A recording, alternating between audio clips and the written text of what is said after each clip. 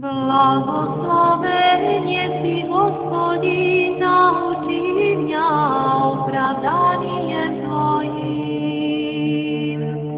Anielski sobor udivisia, pria Tebie smeрившася, сметную же спасе, крепость разоривша, и собою Адама воздвигша, и осаждася свободша.